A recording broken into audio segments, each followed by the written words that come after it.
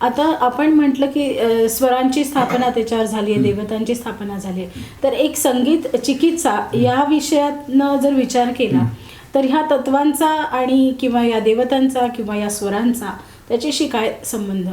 यांचा संबंध स्पंदनाशी येतो. जसं मी सांगितलं मगाशी की 7 रंग आहेत, तसेच 7 स्वर आहेत. आणि हे जे 7 स्वर आहेत, या 7 स्वरांचा परिणाम आपल्या या सप्तचक्रांवरती होताना पाहायला मिळतो. आणि त्याच क्रमाने त्या स्वरांचा संबंध त्या चक्राशी जोडला गेलेला आहे. उदाहरण सांगायचं म्हणजे सा रे ग म प ध नि सा.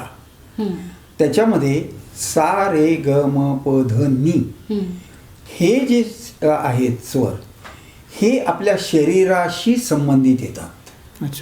आणि वरचा जो सा आहे तो शरीरात नाही, तो वर आहे, शरीराच्या बाहेर आहे, इथे आहे तो. सहस्रार चक्राच्याही वर आहे तो. आणि म्हणून तुम्ही बघा, संगीतामध्ये ज्या वेळेला षड्ज लावतात, गवई किंवा गायिका षड्ज लावते, त्यावेळेला वा असं त्याच्यातून तोंडातून आपल्या येतं समाधान. हा, याचं कारण त्या चक्राला भेदूनही तो स्वर वर गेलेला असतो. आणि म्हणून ते वा न सांगता सुद्धा वा त्या ठिकाणी येतं. आणि ज्यांचा तो वरचा सा परफेक्टली लागतो, स्पष्टपणे लागतो, त्यावेळेला आपण गान समाधीत जातो असं आपल्याला म्हणता येऊ शकतं. असा संगीताचा त्याच्याशी या स्वरांतून संबंध आहे असं आपल्याला म्हणता येईल. क्या बात आहे. पण मग हे जे आपण आता संगीत चिकित्सा म्हणतोय, तर ह्या तत्वांचा किंवा ह्या गोष्टीचा कुठल्या पद्धतीची चिकित्सा किंवा कुठल्या पद्धतीचे रोग बरे करण्यासाठी आपण त्याचा वापर किंवा तत्वांचा वापर होतो की स्वरांचा? अतिशय सुंदर प्रश्न आहे. तर याच्यामध्ये आपल्याला असं म्हणता येईल की जे शारीरिक व्याधी ज्या असतात, या शारीरिक व्याधी 2 गोष्टींनी होतात. एक प्रत्यक्ष आघातामुळे होतात आणि एक मानसिक तुमचा जो काही आघात होतात, मानसिक आघात वेगळे. म्हणजे मनावरती जो परिणाम घडतो, त्या मनावर झालेल्या परिणामाचा परिणाम तुमच्या शरीरावरती दिसतो. आता तुम्ही म्हणाल की मनाचं म्हणजे काय आहे, हा एक प्रश्न येईलच तुमच्या डोळ्यासमोर. तर हे मन म्हणजे एक स्पंदन आहे. मेंदूमध्ये चालणारं, संपूर्ण शरीरभर चालणारं हे एक स्पंदन आहे. ते आपल्याला दाखवता येत नाही, पण ते असतं. ते विचार करतं, ते उत्तरं देतं. हे सगळ्या गोष्टी त्या मनामध्ये चालतात. आणि म्हणून त्या तुकारामाने सांगितलंय, मन वढाय वढाय किंवा तुका आकाशा एवढा. म्हणजे हा काय प्रकार आहे? तर हा तुका आकाशा एवढा म्हणजे मोजता येत नाही, अशी ही अवस्था मनाची आहे. मन हे चंचल असतं. त्याला जर स्थिर करायचं असेल आपल्याला, तर ह्या आपल्या संगीताच्या स्वरांचा उपयोग होऊ शकतो. मन स्थिर करण्यासाठी त्याचा वापर करता येऊ शकतो. आणि मनाला शांत करण्याचं काम, जे असंख्य विचार मनामध्ये चालतात, त्याला शांत करण्याचं देखील सामर्थ्य संगीताच्या स्वरामध्ये असतं. आणि मग हे जे मनामध्ये चालणारे जे काही वेगळे विचार असतील, त्यांचा परिणाम शरीराच्या वेगळ्या होणाऱ्या आजारांवरती होत असतो. आणि मनामुळे झालेले जे आजार आहेत त्याला मनोकायिक विकार असं आपण म्हणतो. आणि हे मनोकायिक विकार संगीताच्या सहाय्यानं आपल्याला बरे करता येतात. आणि तसे अनुभव अनेक लोकांनी घेतलेले आहेत. मग ते त्या स्वरांचं कॉम्बिनेशन प्रमाणे ते विकार त्या ह्याला काय म्हणतात परिणाम साधत. आता त्याच्यात सुद्धा कसं असतं की सर्वसाधारणपणे त्या तत्वानुसार, म्हणजे संगीताच्या रागांनाही काहीतरी तत्व असलं पाहिजे. मग त्या तत्वाचे जे राग असतील तर त्यानुसार त्याचा वापर आपल्याला याच्यात करता येऊ शकतो. मग ह्या प्रत्येक चक्राचा काही राग आहे का? हां, प्रत्येक चक्राचे राग हे ठरवले गेलेले आहेत. अच्छा. हां, आता उदाहरण द्यायचं झालं तर श्याम कल्याण आहे. तर श्याम कल्याण हे पृथ्वी तत्वाचं जे मूलाधार चक्र आहे त्याचा राग सांगितला जातो. कारण त्या रागाच्या आळवणीनं त्याच्याशी निगडीत असलेल्या अवयवांच्या मनोकायिक विकारांवरती उपाय होतात अशी अनुभूती संगीत तज्ज्ञांना देखील आलेली आहे किंवा ज्यांनी संगीतशास्त्र या दृष्टिकोनातून अभ्यासलेला आहे त्यांना त्याची अनुभूती आलेली आहे. म्हणून ते संगीतोपचार आता जे काही हे आहेत त्यांना विविध राग ऐकवणे, विविध त्या रागातली गाणी ऐकवणे, हे सगळे प्रकार आपण करत असतो. आता तुम्ही श्याम कल्याण म्हटलात तर मला एक बंदिश आठवतीये, थोडीशी ऐकवते आपल्याला. हरकत नाही. वा.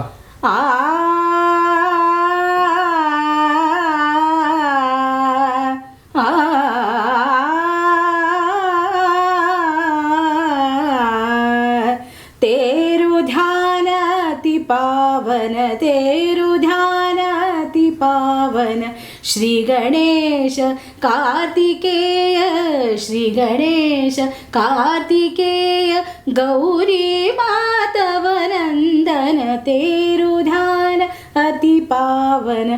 या बंदिशीमध्ये बघा पुन्हा गणेशाचंच वर्णन आपल्याला दिसून येतं. अगदी मूलाधाराच्या संदर्भामध्ये जसं आपण श्याम कल्याण बघितला तर तो श्याम कल्याण एकच राग आहे असं नाही, अजूनही काही राग त्या संदर्भामध्ये आहेत. म्हणजे प्रत्येक चक्राला वेगवेगळ्या तऱ्हेचे राग असू शकतात.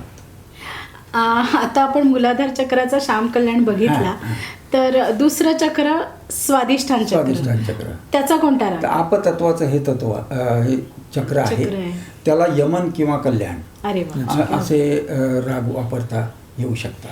यमन कल्याण म्हणजे मला आठवतंय येरी आली पिया बिना, की जी सगळ्यांना माहिती असलेली बंदिश आहे.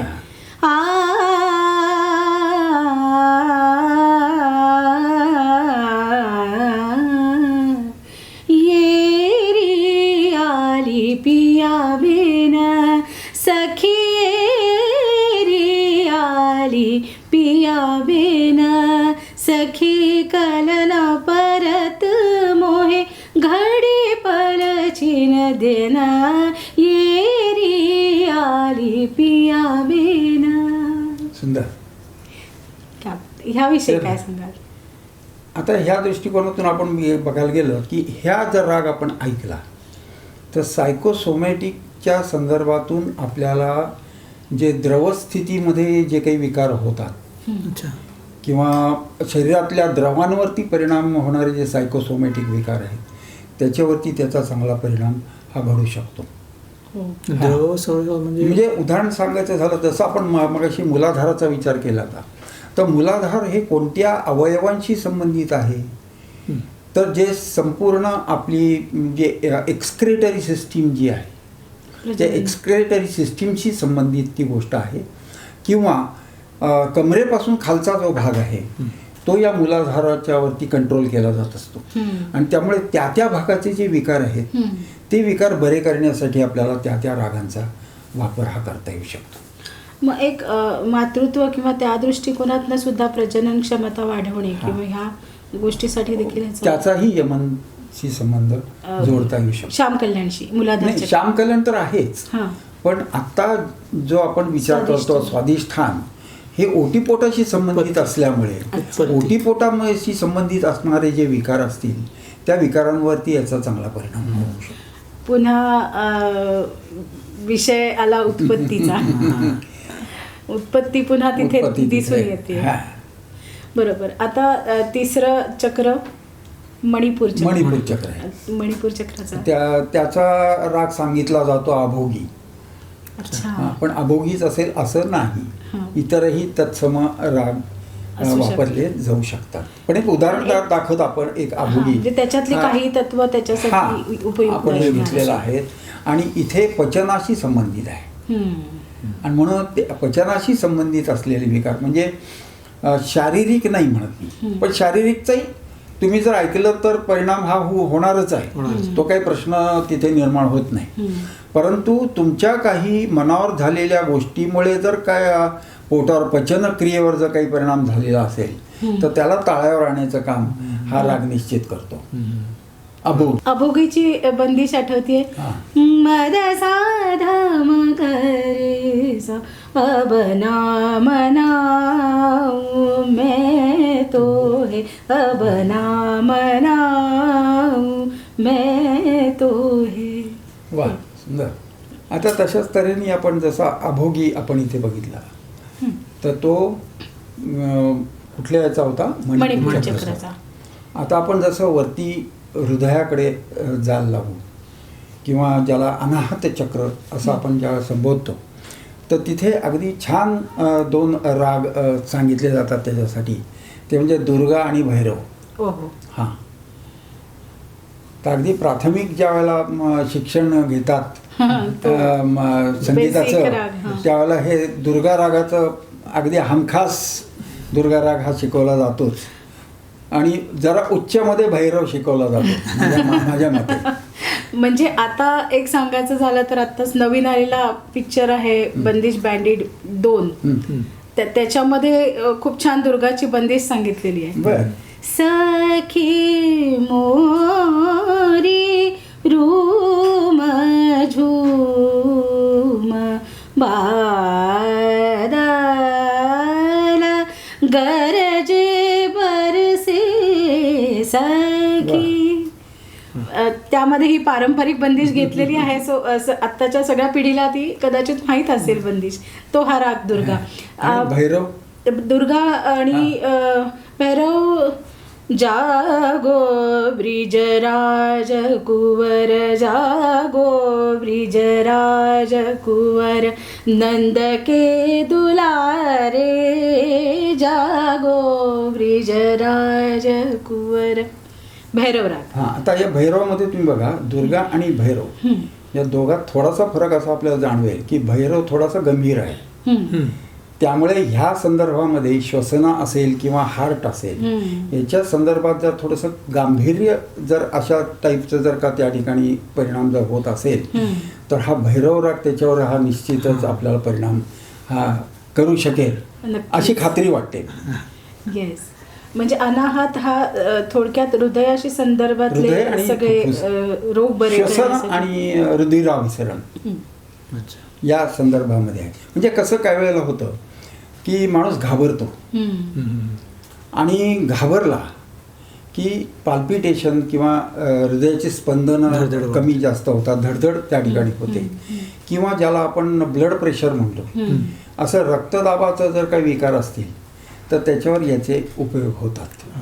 आणि मला असं वाटतं की याच्यातला एक राग बहुतांशी दुर्गासारखा जो माइल्ड आहे हा लो ब्लड प्रेशरला उपयुक्त असू शकतो आणि भैरवासारखा जो आहे तो हाय ब्लड प्रेशरला त्याचा उपयोग होऊ शकतो किंवा व्हाईस वर्साही असू शकतं. म्हणजे असंही असतं काही वेळेला औषधं ही त्याला वर आणायचं आहे म्हटलं की त्याला स्ट्रॉंग औषधं दिली जातात. त्यामुळे ब्लड प्रेशर जर का वर आणायचं असेल तर भैरव रागाचाही उपयोग हा होऊ शकेल आपल्याला. तर अशा तऱ्हेनं असे वेगवेगळे जे राग आहेत त्यातल्या या स्वरावटीचा परिणाम हा या वेगवेगळ्या त्याच्या सायकोसोमॅटिक किंवा मनोकायिक विकारांवर आपल्याला घेता येऊ शकतं. पुढचं चक्र विशुद्ध चक्र आहे आणि या विशुद्ध चक्राची एक गंमत अशी की तिथे एक अतिशय सुंदर राग त्याला सांगितला जातो तो म्हणजे जय जयवंती. अतिशय सुंदर असा राग आहे तो हा जय जयवंती. हा त्याच्यावरती म्हणजे गळ्याचे जे विकार आहेत म्हणजे थायरॉइड असेल किंवा घसा लाल होतो आपला किंवा आवाज गाण्याच्या माणसाला तर आवाजाची गरज आहे. ऍक्च्युली सर्वच कलाकारांसाठी जे नाटकातले वगैरे सुद्धा कलाकार आहेत त्या सगळ्यांनाच या चक्राचं महत्त्व. आता याच्यात तुम्हाला 2 गोष्टीचा कॉम्बिनेशन असं दिसतं आपल्याला की आपण म्हणतो ना की गायकांनी बेंबीच्या पासून गायला पाहिजे तर स्वर हा बेंबीपासून आला पाहिजे. भीमसेन जोशींचं जर आपण उदाहरण पाहिलं तर संपूर्ण त्यांची गायकी आपण पाहिल्यानंतर इथून तो स्वर येतो असं आपण म्हटलं निश्चितच. आणि काही आत्ताचे जे गायक आहेत किंवा चटकन आपल्याला आलं पाहिजे ते सगळे इथून गाणारे आहेत. तर जे इथून जरी असो ना ते इथून गाणारे असोत शेवटी ते गळ्यातूनच बाहेर पडणार आहे. असं ते आपण ज्यावेळेला परा मध्यमा असं जे म्हणतो ना, तर त्या ज्या भाषा ज्या आपण म्हणतो, शेवटी ती वैखरीत येण्यापूर्वी ती घशातूनच ती येणार आहे, गळ्यातूनच ती येणार आहे. आणि त्यामुळे तिथला जो आहे त्या ठिकाणी सर्व जे काही नळ्या आहेत ह्या इथे येऊन थांबतात. म्हणून त्या विशुद्ध चक्राला फार महत्त्व दिलेलं आहे. म्हणजे विशुद्ध चक्र जर आवडलं गेलं तर जीवच राहणार नाही अशी अवस्था ही. त्या म्हणून ते अतिशय महत्त्वाचं असं हे चक्र तिथे सांगितलं. आणि मग तिथून ते क्रॉस होतात. बरोबर, विशुद्ध चक्र झालं की मग ते क्रॉस होतात. हे फार अतिशय महत्त्वाचं असं तऱ्हेसारखं ते चक्र आहे. आणि त्याचा राग आहे जय जयवंती. रे ग रे स नि स ध नि रे रे ग म नि ध प म ग रे सा प रे. मोरे मंदर बहु नहीं आए, मोरे मंदर बहु नहीं आए, कैसी भूल भई मुझसे हाय. कृष्णाच्या सगळ्याच बायका ही कंप्लेंट करत असाव्यात, नाही का? ते चक्राचा संबंध कृष्णाशीच आहे. करेक्ट. या पुढचं चक्र कोणतं? या पुढचं चक्र आहे आज्ञाचक्र, जे भ्रुकुटी मध्यापर्यंत असतं. आणि त्याच्याशी संबंधित असलेले जे अवयव आपण म्हणतो त्याच्यामध्ये डोळे येतात, त्याच्यामध्ये कपाळचा भाग त्या ठिकाणी येतो, किंवा एकंदरीत चेहऱ्याचा जो भाग आहे तो त्या ठिकाणी येतो. आणि मग त्याच्या संदर्भात असलेले जे विकार असतील तर ते इथून कंट्रोल केले जाऊ शकतात. आणि म्हणून मग अशा ठिकाणी त्याला भूप किंवा भूपाली असा राग त्याच्यासाठी सांगितला गेलेला आहे. अच्छा. म्हणजे भूप्रगल आपलं देव देवाऱ्यात नाही, देव नाही देवालय, देव चोरून नेईल अशी कोणाची पुण्याई देवा. बरोबर. वा, हा पुढचं चक्र कोणतं? नंतर मग सहस्त्रार चक्र, जे आपल्या ताळू आणखी शेंडी यांच्या त्या भागामध्ये ते आहे. आणि त्याच्यामध्ये दरबारी किंवा भैरवी असं राग त्या ठिकाणी सांगितले. आता हे जे सहस्त्रार चक्राचा जर आपण विचार केला तर सगळ्या मेंदूमधले ज्या मज्जातंतू वगैरे सगळे त्या सगळ्याचा संबंध त्या ठिकाणी येतो. त्यामुळे तुमचं स्मरणशक्ती असेल किंवा तुमच्या आपण गातोय म्हटल्यानंतर त्याला स्मरणशक्तीची गरज असतेच, की गाणं लक्षात तर ठेवलं पाहिजे, किंवा समोर ठेवून ते बघून तरी का होईना ते म्हणता आलं पाहिजे. आणि मग ह्या सगळ्या ज्या प्रक्रिया आहेत कलाकारांची निगडीत आहे.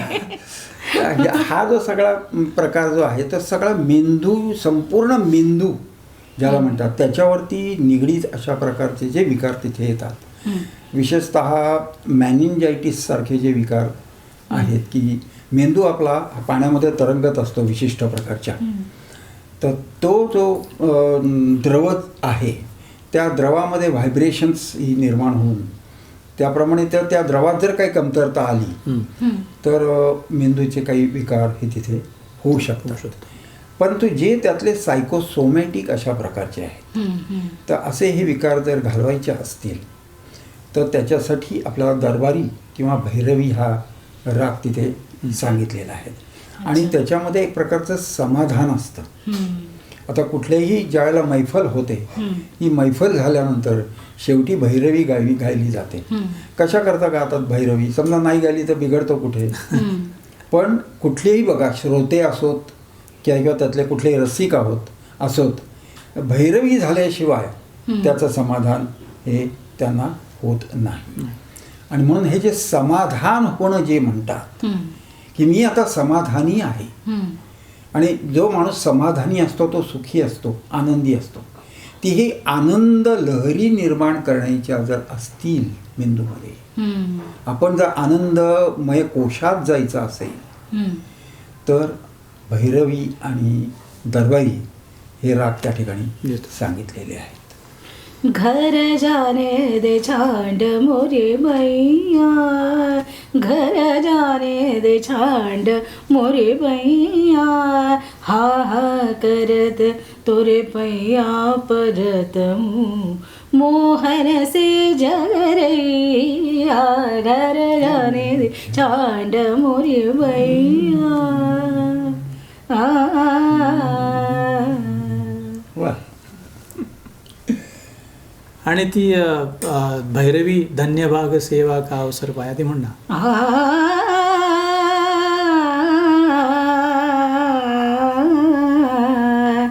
धन्य भाग सेवा का अवसर पाया पाया, धन्य भाग सेवा का अवसर पाया पाया, चरण कमल की धूल बना मैं मोक्ष द्वार तक आया, धन्य भाग सेवा का अवसर पाया पाया, धन्य भाग सेवा का अवसर पाया पाया, धन्य भाग सेवा का अवसर पाया.